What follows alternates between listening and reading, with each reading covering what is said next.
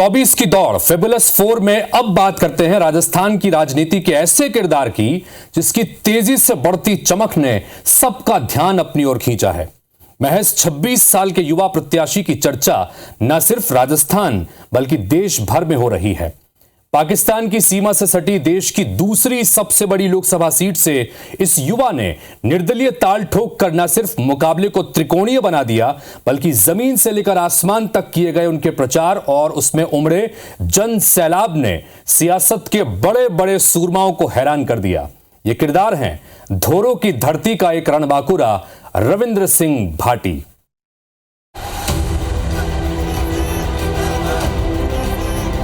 महज 26 साल का यह युवा नेता जब सड़कों पर निकलता तो देखने सुनने के लिए लोगों का हुजूम उमड़ पड़ता। चुनाव प्रचार भी ऐसा कि हेलीकॉप्टर से लेकर लग्जरी 4 व्हीलर गाड़ियों का पूरा काफिला साथ चलता। जहां हेलीकॉप्टर लैंड होता, समर्थकों की भीड़ पहले ही इंतजार कर रही होती। फिर 50 से ज्यादा लग्जरी गाड़ियों से काफिला निकलता और गांव ढाणी में जाकर चुनाव प्रचार होता।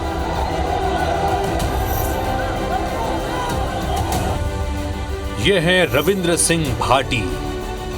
महज 26 साल के रविंद्र सिंह भाटी राजस्थान की बाड़मेर, जैसलमेर, बालोतरा लोकसभा सीट से निर्दलीय प्रत्याशी हैं। ये सीट क्षेत्रफल के लिहाज से देश की दूसरी सबसे बड़ी लोकसभा सीट है जो पाकिस्तान की सीमा से लगती है। यहां दूसरे चरण में 26 अप्रैल को वोट डाले गए। इस सीट से भाजपा ने मोदी कैबिनेट के मंत्री कैलाश चौधरी को फिर से मैदान में उतारा है। वहीं कांग्रेस ने दिग्गज जाट नेता उम्मेदाराम बेनीवाल को मैदान में उतारा। बाड़मेर लोकसभा सीट पर निर्दलीय चुनावी ताल ठोक कर रविंद्र सिंह भाटी ने मोदी सरकार के मंत्री कैलाश चौधरी को सीधे तौर पर चुनौती दे दी। नामांकन के दौरान भाटी को सुनने और देखने के लिए लोगों का जन सैलाब सड़कों पर उतर गया। जब रविंद्र सिंह भाटी के नामांकन के दौरान उमड़ी भीड़ की तस्वीरें अखबारों में छपी और न्यूज चैनलों पर वीडियो फुटेज चले तो ये युवा नेता इस लोकसभा चुनाव के सबसे चर्चित उम्मीदवारों में से एक बन गया, जिसकी चर्चा देश भर में होने लगी। बाड़मेर के छोटे से गांव दोधोड़ा के रहने वाले रविंद्र सिंह भाटी बेहद सामान्य परिवार से आते हैं। उनके पिता शिक्षक हैं। भाटी के परिवार का राजनीति से दूर दूर तक कोई नाता नहीं रहा। जय नारायण व्यास यूनिवर्सिटी में वकालत की पढ़ाई के दौरान रविंद्र सिंह भाटी एबीवीपी से जुड़े। 2019 में रविंद्र सिंह भाटी ने छात्र संघ अध्यक्ष पद के लिए एबीवीपी से टिकट की दावेदारी पेश की, लेकिन टिकट नहीं मिला तो निर्दलीय ताल ठोक दी और यूनिवर्सिटी के 57 साल के इतिहास में पहली बार निर्दलीय छात्र संघ अध्यक्ष बने। छात्र संघ अध्यक्ष के तौर पर उनके किए कामों ने उन्हें छात्रों और युवाओं के बीच बेहद लोकप्रिय बना दिया।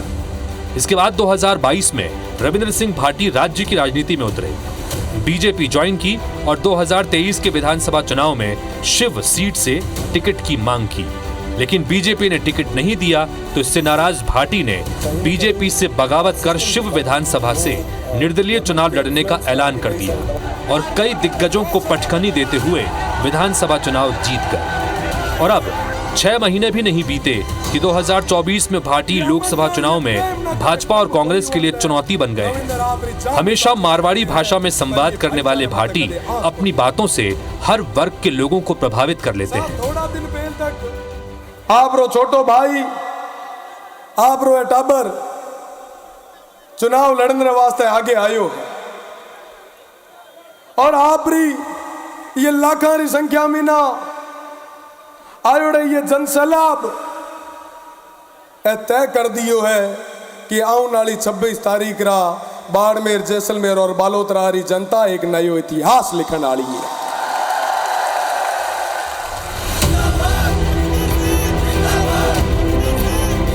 ऐसा नहीं है कि रविंद्र सिंह भाटी का असर सिर्फ पश्चिमी राजस्थान में ही दिखा। वो बाड़मेर, जैसलमेर और बालोतरा के प्रवासियों से मिलने और वोट मांगने के लिए गुजरात, महाराष्ट्र, बेंगलुरु और हैदराबाद के अलग अलग इलाकों में भी पहुंचे।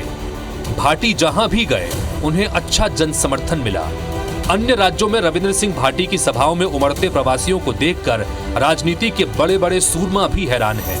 इस सीट पर नतीजा चाहे जो हो, लेकिन रविंद्र सिंह भाटी के चलते ये सीट देश की सबसे चर्चित लोकसभा सीटों में से एक बन गई।